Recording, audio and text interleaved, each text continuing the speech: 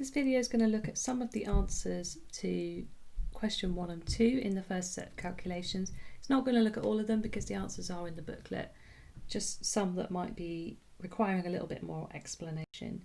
So this was a slightly different question to what we would normally get, depending on your exam board. So sometimes this is quite a common type of question. I know Edexcel iGCSE do actually give you this type of question at GCSE. So we've got 0.3 moles of a group 1 nitrate and we've got a mass of 20.7. We want to know the formula mass and identify the compound. So this is unusual because we don't know the identity. Normally we know the identity and we're working out either mass or moles. This time we've been given mass or moles and we're using it to find the identity. So working out the MR, or the relative formula mass, is equal to the mass in grams divided by the number of moles. Because if you think about it, if we were to calculate the relative formula mass, that is the mass of 1 mole. So if we take the mass in grams and divide it by 1, that would give us the relative formula mass. So if we've got a different number of moles, we're going to have a different mass. So in this case, I haven't got 1 mole, I've only got 0.3 moles. So I'm told that 0.3 weighs 20.7 grams. So I do 20.7 divided by 0.3. Now you might have done this a different way. What you might have done instead is worked out how many times 0.3 goes into 1. So you would have done 1 over 0.3 and then timesed it. But can you see that that's actually exactly the same calculation? It's just that I've just made it easier by putting it all into one calculation. If you do 1 over 0.3 and then times it by 20.7, that is exactly the same as doing 20.7 divided by 0.3. So I'm going to put that in my calculator and it's going to give me an answer of 69. So there's no units for that really. Some exam boards at A-level will actually give you units, which are rather helpful, of grams per mole. That's really useful if your exam board does that because you can see that's how you do the calculation, gram divided by mole. So it's 69 grams in 1 mole. So what about the rest of it? Well, all I'm told is it's a group 1 nitrate. Well, that gives me loads of information. So I should know my formulae of ions and I should know that the nitrate ion is NO3 minus.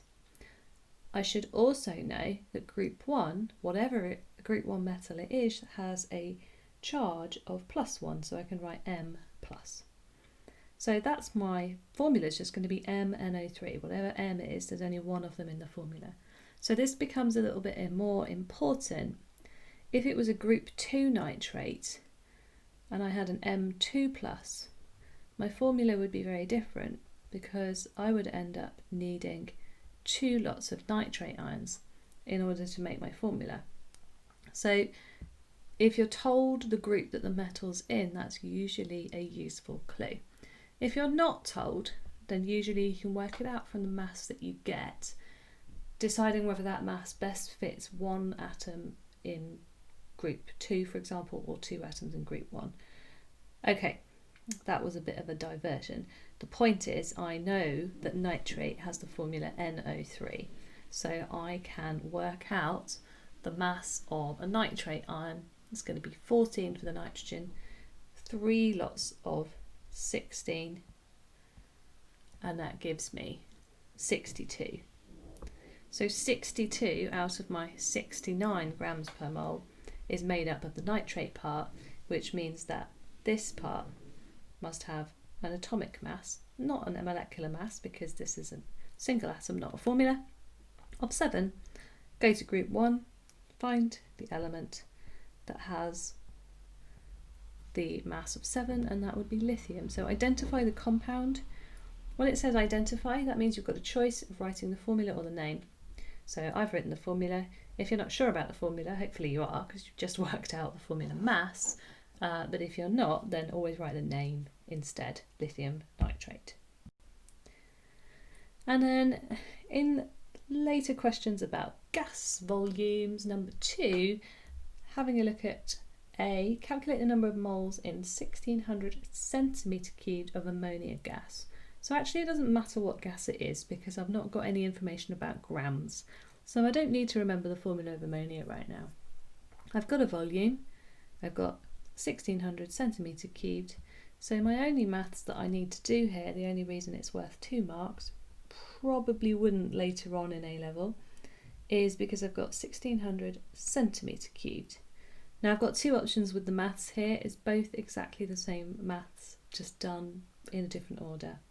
So you can either take your centimetre cubed and divide by 1000 to turn it into decimetre cubed, which gives me 1.6 decimetre cubed. You can then take 1.6 decimetre cubed and divide by 24 because that's the number of decimetre cubed in 1 mole. And that will give you your answer of how many moles, 0.06 recurring. We're never going to leave the recurring dot in a final answer in a calculation because that implies infinite accuracy. It's telling me that you can have an infinite number of decimal places. Obviously you can't, so you should always round up, but this has definitely told you that it needs to be to 3 significant figures. So the zeros are not part of that. So we would start at the 6 and it would be 0.0667 moles. The other way to shortcut that is if you just consider that instead of 1 mole being 24 decimetre cubed, you could just change the unit of that and say that 1 mole of gas is also equal to 24,000 centimetres cubed. And so this time I would just take 1600 because it's already in centimetre cubed and divide it by 24,000. You still get exactly the same answer because dividing by 1000 and timesing by 24 is the same as dividing by 24,000. So, sorry, divided by 1000 and then divided by 24. So that gets you exactly the same answer. So it doesn't matter whichever way you're more comfortable with doing it. I would potentially recommend converting to decimetre cubed because you're going to need to do that when you do solution calculations and you do moles per decimetre cubed or grams per decimetre cubed. Okay, let's have a look at part B for that. We'll just get rid of some of that information there. So part B is worth 3 marks, so there's a little bit more calculation to it. And this time we want a volume, so that's the thing we want to get out. We're given grams and we're given propane gas. So to do this, we are going to need to use the relative formula mass of propane, which means we need to know the formula of propane. So hopefully we know that propane is an alkane with 3 carbons in it. CnH2n plus 2 gives me the formula C3H8. So once I've done that, I can work out the relative formula mass of that, which is just going to be 3 lots of 12 plus 1 lot of 8, which is going to give me 44. I've got a mass, so I need to work backwards from the mass. I can't go straight to volume because there's no relationship between mass in grams and volume in decimetre cubed. So I've got 6.05 grams, so I can work out the moles of propane, which equals mass that I've got divided by the mass of 1 mole, and that's going to give me 0.1375 moles.